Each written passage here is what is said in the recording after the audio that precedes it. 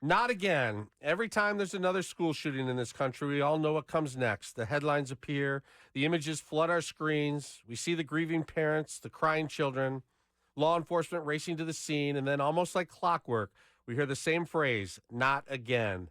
But here's the truth. Saying not again doesn't prevent it from happening again. Saying not again is not a solution. It's a reaction. It's a ritual we go through as a country to cope with the unthinkable. But words don't alone protect our children. Action does. And in this country, we absolutely have the ability to protect our school children if we decide that they are truly a priority and that we are truly committed to doing so. How do we know this? Because we've done it in other areas of society.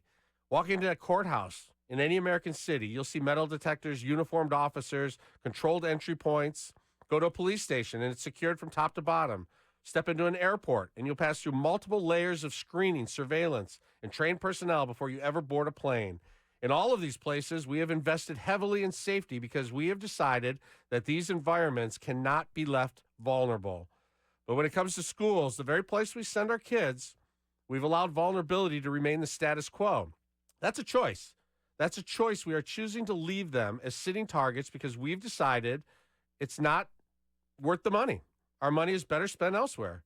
It's not because we don't know how to secure schools. It's not because the technology or the strategies don't exist. It's because as a nation, we have chosen not to prioritize it. And that's what makes this so difficult to accept because we have the resources. We're the richest country in the world. We have the expertise. The examples are all around us. Yet when it comes to children, the debate rages on. But all you need to do is follow the money. We hear it'd be too expensive to put officers in every school. It'd be too complicated to install controlled entry systems across districts. It'd be too much of a burden on taxpayers. But every one of those objections is a way of saying something no one else wants to say out loud, that protecting our children is not worth the price. And yet think about it. What do we spend our money on over the last several years? The United States approved approximately $175 billion in aid related to Ukraine, with more than $106 billion of that going directly to support Ukraine's defense and government functions. Now, I'm not saying whether or not that's good aid or bad aid. I'm not saying that's right or wrong to give Ukraine that money. It's simply an undeniable demonstration of what we're capable of doing when we decide something is urgent. When we decide something is a priority, we don't nickel and dime it. We act. President Trump said he was going to secure the border, and the border was secure in no time at all. Military was moved around. Security systems were put in place. What did it cost? I don't know. I don't think he cares what it costs. He said, let's do it, and we did it. So why can't we summon the same kind of urgency for the safety of American children in our schools? It's not about politics. It's about priorities. We've created secure environments for judges, for travelers, for elected officials, even for courthouses filled with people who've committed crimes. They're perfectly safe.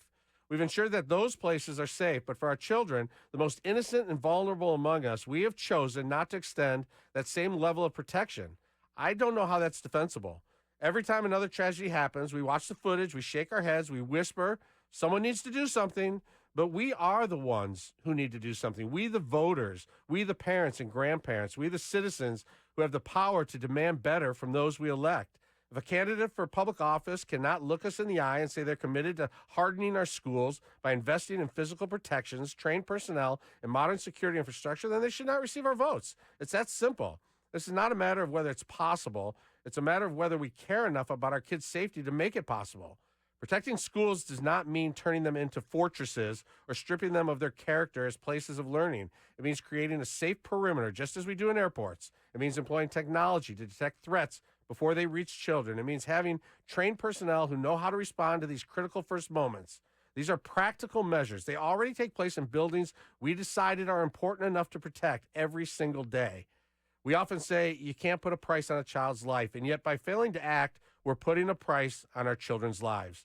Every day, every refusal to invest, every time we say it's too expensive, it's an admission that there is a dollar figure beyond which we will go to save the lives of our children. I think it's a national disgrace.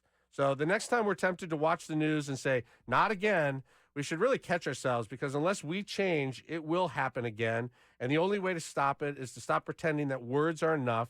It requires action, not from somebody else, but from us, from you and me at the polls.